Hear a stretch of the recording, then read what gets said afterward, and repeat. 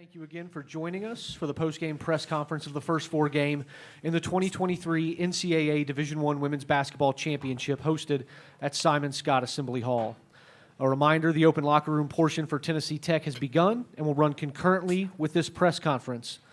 For those of us joining on Zoom, please raise your hand and we will get to you towards the end of the press conference. On the dais from Tennessee Tech, we are joined by head coach Kim Roseman, senior Malia Owens, and senior Jada Gwynn. We will have Coach Roseman make an opening statement, followed by questions for the student athletes, and then questions for Coach. Coach, the floor is yours. What a special night for Tennessee Tech, our university. What a special night for Tennessee Tech women's basketball, our alumni, our fans, our families, but especially for those young women in that locker room. What an incredible group of young women that we have. To see the way they have grown and matured over the last 2 months. I'm just honored to be their coach. I'm honored that I'm along for the ride with them, and we're excited that we get 40 more minutes together on Saturday. We'll take questions for the student athletes now. Please raise your hand, and reminder, give us your name and outlet when asking your question. Nick Jenkinson, South Central Indiana News Network. Ladies, you both had 18 points. You both go perfect from the free throw line. The team hits 12 three-pointers tonight. How confident were you in the fact that you guys got out to a great start, but you were both able to, have great games from both the line and the field? I think for me, we knew in warm-ups we were shooting the ball well, especially Peyton. She shot the ball really well in warm-ups. She knew she came out hot in the first quarter. And I think we all knew that we really just had to do everything that we've been doing. We didn't have to make anything special. We didn't have to make this game a do or die, even though it was. We didn't have to make it bigger than it was. And I think that that's one thing that kept us poised throughout the game. And even when it was close or even when they went on a run, we knew that we had been in these situations before. So all we had to do is the same thing we've done all year. And I would say our confidence just comes from our preparation. We have really great shooters on the team, and that just happens from them getting in the gym. So the confidence just comes from the work. And then when you get in those game situations, you just knock down shots. And I would just say me and Malia both, we just did what we had to do for the team. So, Greg Campbell from Indiana, I'd like to ask because it just seemed like everything was going in early, but have either of you ever been a part of a night where it just seemed like early on everything that you put up was finding the bottom of the net? Yes. I think a couple of times this season as a team we've had games like that. I know, me specifically, we played Southern Indiana at home, and it was like the gates just opened up and the goal was huge. And so I think once one person starts off like that, it's also really easy for everyone else to kind of chip in, and we just feed off that energy.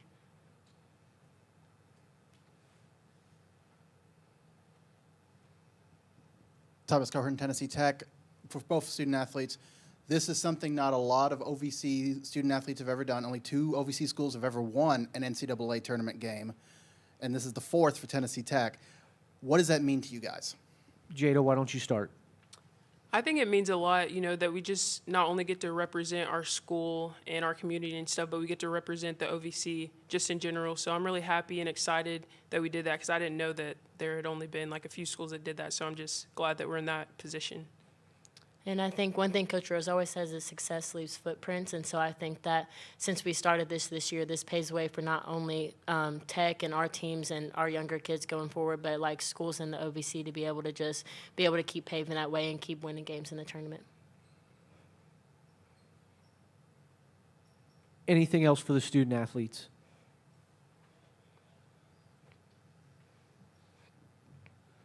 Malia, I know you mentioned it yesterday, being from Kentucky, you know about playing here, or you know about Simon Scott Assembly Hall and what this place means. I just want to get your thoughts now that you've played here for the first time and you get your second game against IU Saturday. And also for you, Jada, what's your thoughts going into Saturday's game? Honestly, I'm really excited to be able to play against Indiana on their home floor. Like you said, I'm from Kentucky, watching a lot of basketball games there, and I think to be able to do that and be able to play against Indiana, they're a great team, and I think that's something that every mid-major, every smaller school wants to be able to have a chance to take a shot at that big team, and so we're really excited for that. Yeah, I would say we're excited too, regardless of who we're going to play. I know that they're a great team and there's a great environment here, so I'm excited to get to play in it. Malia, with your fourth three-pointer tonight, you set the single-season three-pointers record, a record set by your assistant coach, Allison Clark. How cool is that? Did it even cross your mind you were even that? Well, 87, that's an incredible number.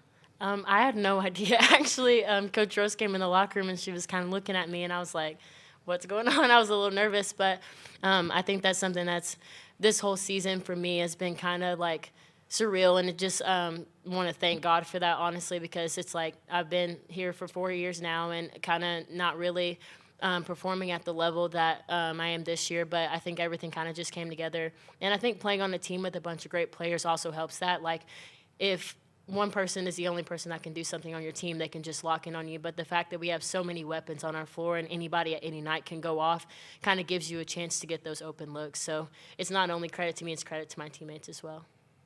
I want to say this too, and congrats, Malia. We recognized it in the locker room, and what an incredible accomplishment. The way she has shot the ball this year has been unbelievable. But it also comes from a lot of work. These two have been in the gym for 4 years, and so it's not an overnight success. I mean, Malia and Jada both have put the work in, and just super proud of her and what she's done. But to see her become the complete player she has, even when the ball's not going in the hole as consistently as it has for her most of the year, she's been doing so many other things that help us win basketball games. She's our ball stopper in transition, and I can tell you, not a lot of people want that job, right, Jada Gwynn? That's a tough job. She has to stop the ball in transition. She and Reagan Hurst every time down the floor. The way she has grown defensively, rebounding. I mean, you saw her get to the paint, and hit an important runner tonight, which she's done so many times. So just really proud of how she. Of the way she has played this season. And then down the stretch, obviously, Jada just took over like she has so many times over the last couple weeks. So these two are playing like you would expect your seniors to play. And it was awesome to also see 6-year senior Jordan Brock, who broke the career. I mean, we've got the career three-point record on our team, and as well as the season, and it was held by both Coach Allie Clark. So that's pretty special, and that's pretty neat. And so to see her have the game that she had tonight on the stage that she had, just really, really proud of our senior leadership tonight. Great. Malia, Jada, thanks for joining us. You may return to the locker room, and we'll see you back here tomorrow. We'll now take questions for Coach. Raise your hand and we'll get you a microphone.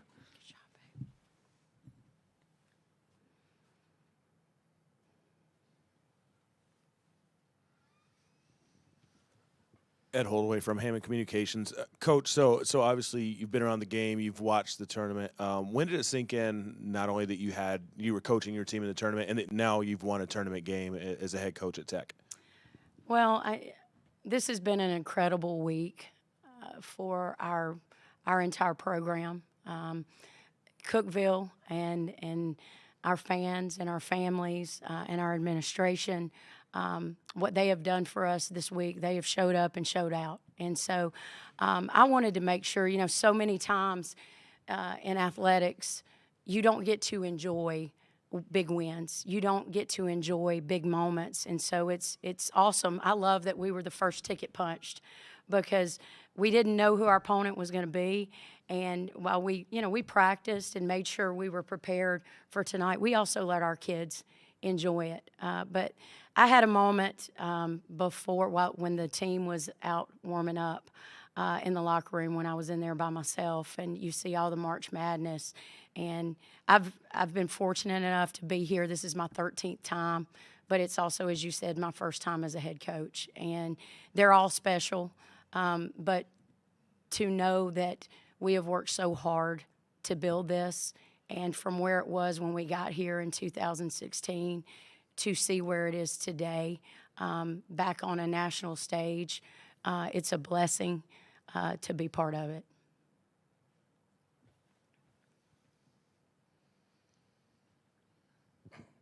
Coach Nick Jenkinson, South Central Indiana News Network. Of course, we talked about the three-pointers, but you all were 17 and 19 from the free throw line. You also went the last 2:29 without a field goal. So were you a little nervous toward the end of the game when things weren't quite going the way they were supposed to? I won't say nervous because I had full confidence in our team. Sometimes we tend to make it interesting down the stretch and a little bit longer than it has to be. That last minute and a half seemed like an eternity. But to our kids' credit, we finished it at the free throw line. And up until that point, up until the last 2 minutes, I loved the way we defended tonight. We won. We either won every quarter or tied. There was not a quarter that we lost, and I really thought it started tonight on the defensive end. Look, Monmouth is a very good basketball team.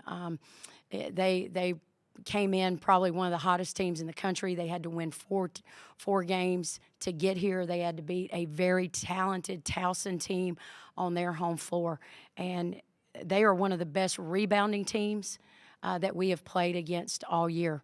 They were averaging nine made three-pointers a game the last four games. And so to hold them to 6 threes tonight, now we gave up a lot of paint points in the process, but we felt like they relied on the three ball a lot to win that championship. And so we wanted to take away the three, and we knew we had to do a great job rebounding the basketball. And while we didn't win the rebounding war, we lost it by 1.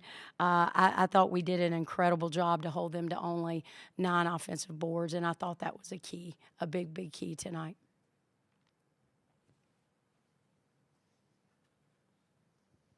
We talked a lot about Jada and Malia's contributions tonight, but there were a lot of contributions tonight from Peyton Carter to Anna Walker to Jordan Brock. It was a complete, total team effort. Yeah, I mean, you said it. You can go down the list. I thought the way Peyton Carter came out and played that first quarter, I think she had maybe 12 points in the first quarter, if I'm not mistaken, had hit 4 threes. And to get that kind of confidence and that kind of swagger early in a game like this, on a stage like this, I thought it just was infectious to the rest of our basketball team. And I'm so proud of Anna Walker's toughness tonight. She didn't have the best first half, but she regrouped at halftime, and she came out and was the aggressive, athletic Anna. I thought she came up with some huge rebounds, hit a big 3. We didn't hit a lot of threes in the second half. I think we had 10 at halftime, if I'm not mistaken, and then only hit 2, and she had one of those. Again, Jordan Brock came up huge for us tonight, and to see her confidence start flowing. I thought Kiara Hill came in and gave us some big minutes off the bench, and while Reagan Grimes' numbers, don't wow you, she is such an important piece. We're just a more confident basketball team when she is on the floor, and she gives us a next level of athleticism and physicality that our team really needed. And it was really good to get Reagan Hurst. She's still battling an injury, but she toughed it out tonight. She said, "Coach, I'm not missing tonight." And so, I thought our depth was huge. And again, we became a pressing team after we lost to TSU on February 11th, and I said this in the press conference earlier. I have to credit Coach Melanie Walls for that. She came in and made that suggestion, and I won't say I've ever been the smartest person in the room, but I'm definitely smart enough to listen when I have smart people around me. And I thought our press really bothered them and wore on them, and really kind of took their legs from them and helped us, with defending the three-point shot as well. We gave up a couple late out of our press, but I thought the risk-reward, won out in that sense. Coach Greg Campbell with Indiana, even with the shots that your team was hitting early, it seemed like Monmouth always had a response.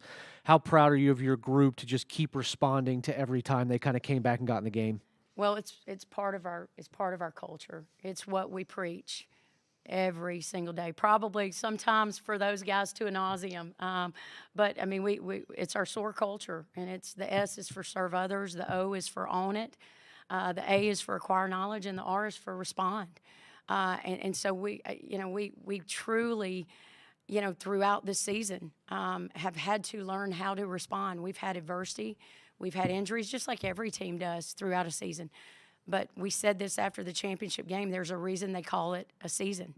And we have stayed true to our process. We have believed in our process. Even when, I think we were 9-5 in the league after the TSU game. We didn't we didn't totally change everything we did, but we did tweak things. And our kids they were already bought in, but I think they got all in after that. And the response, they have every time their backs have been against the wall this year, they've responded. And that's the heart of a champion. And I've got a locker room full of kids that have the heart of a champion. We have time for one more for Coach.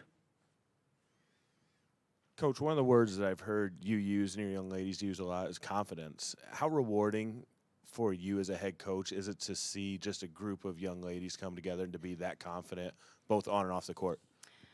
Well, what is so special? There's a lot of special things about our team, but we have an all-female staff, and we have I got to credit my coaching staff first because they pour into these young women.